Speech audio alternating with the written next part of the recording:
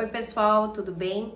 Hoje eu tô aqui para conversar com vocês sobre pensão por morte, quem são os dependentes, qual a documentação necessária para ingressar com o pedido de pensão por morte, seja no regime geral, lá no INSS, ou se você for servidor público lá no regime próprio. Mas antes, eu quero te convidar para se inscrever aqui no meu canal, ativar o sininho das notificações e ficar ligadinho que toda semana a gente tem um vídeo novo. Então, vamos falar então sobre pensão por morte. Se você é dependente do segurado, e segurado eu estou dizendo aqui que pode ser tanto o INSS como o regime próprio, e acaba este segurado, seu pai, sua mãe, seu marido, sua esposa, acaba vindo a falecer. E você então tem que encaminhar o pedido de pensão por morte junto ao órgão de previdência social. Bom, lá no INSS, tá? Nós temos a condição dos segurados nessa ordem de preferência. Nós temos então separado por classe, primeira classe, segunda classe e terceira classe. A primeira classe dos segurados que são dependentes os cônjuges ou companheiros, os filhos menores de 21 anos ou filhos inválidos, tá? E filhos não emancipados. Esses estão na primeira classe. Na segunda classe, daí entrariam os pais, e na terceira classe entrariam os irmãos, dependentes ou menores de 21 anos, dependentes e também ou na condição de inválido. Então, essa seria a lista.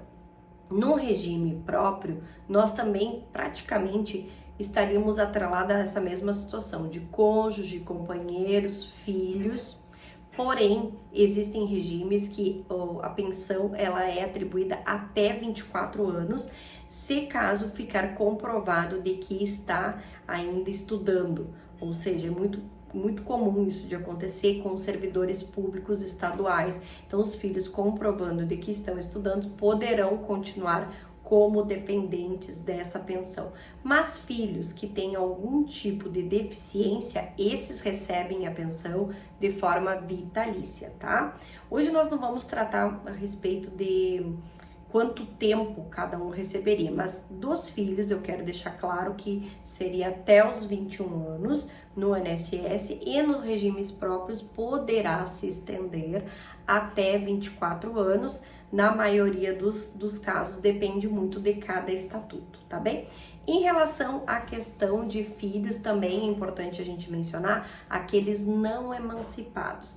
Mas há casos e situações de filhos que são emancipados, mas se provarem ainda a dependência econômica desses pais, através de repente de uma pensão alimentícia ou de algo que comprove que realmente é dependente do imposto de renda, é possível sim, ainda assim, buscar a pensão por morte para esse filho que já foi emancipado, tá? Antes da maioridade. Bom, além disso, nós temos que tratar aqui especificamente de duas situações importantes, do cônjuge e do companheiro. Bom, a companheira ou companheiro poderá solicitar a pensão por morte junto ao órgão de previdência e tem que observar alguns requisitos que são essenciais para poder ter o deferimento do benefício, tá? Dentre elas, se for cônjuge, vai apresentar a certidão de casamento e lá, com certeza, vai ter a sua concessão, né? Podendo ali dividir o valor da pensão com os filhos que são dependentes menores, conforme eu havia falado anteriormente, porque eles estão na mesma classe, estão na primeira classe de dependentes. Se caso for companheira, aí a coisa complica um pouquinho, porque nós temos que fazer a prova da união estável. O INSS geralmente exige pelo menos 3 provas para fazermos a comprovação da dependência econômica. Essa união estável, ela tem que ser pelo menos no prazo de, no mínimo, 2 anos de convivência maritalmente, tá? Além disso, é feito a prova, então, documental, que pode ser vários tipos de prova. Eu vou citar alguma delas. Se tiver filhos em comum, por exemplo, tiver 2 filhos, nós vamos ter 2 certidões de nascimento, aqui nós teremos 2 provas, tá? Outra situação, comprovação de que reside no mesmo endereço. Então, você vai pegar um comprovante de residência do seu nome, do seu falecido marido, da sua falecida esposa, companheira, e vai fazer a prova que vocês residiam no mesmo endereço.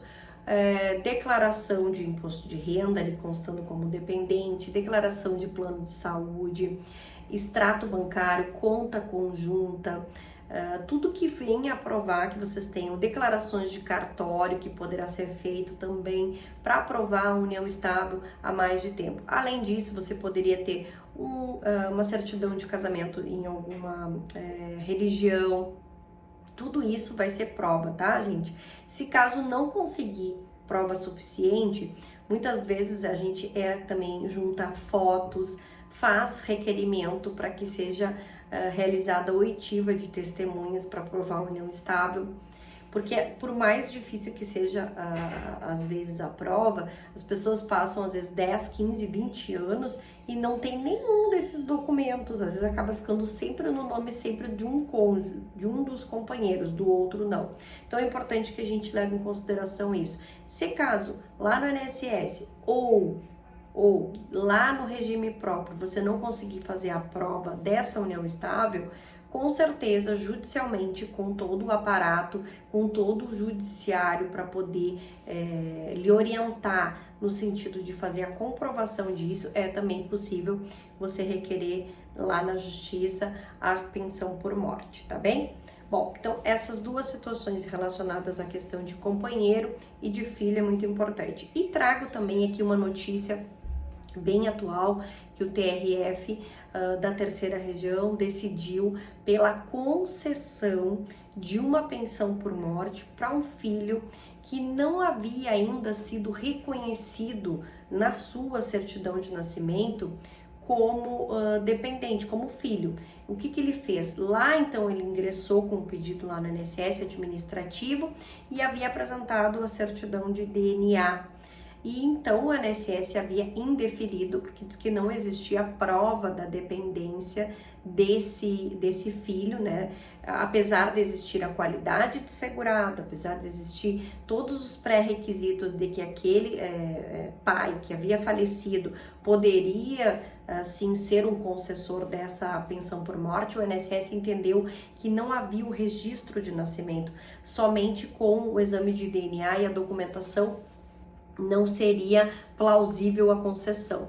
Portanto, então, essa família, essa mãe, representando este filho, ingressou judicialmente e lá judicialmente, então, o tribunal deferiu a pensão por morte a esse filho, porque existia prova suficiente de que o mesmo era sim, através do exame de DNA, que posteriormente depois foi retificado o seu assento de nascimento. Então, essa é uma decisão para demonstrar para vocês que, apesar de repente a documentação não estar completamente ok, mas existindo indícios de provas e possibilidade para que seja assim deferido o benefício, que é um benefício de extrema importância, porque ele dá continuidade à família e ele dá suporte financeiro para essa família continuar tendo condições de se manter, né? Porque a gente sabe que a pensão por morte, às vezes é a única renda que aquela família vai ter.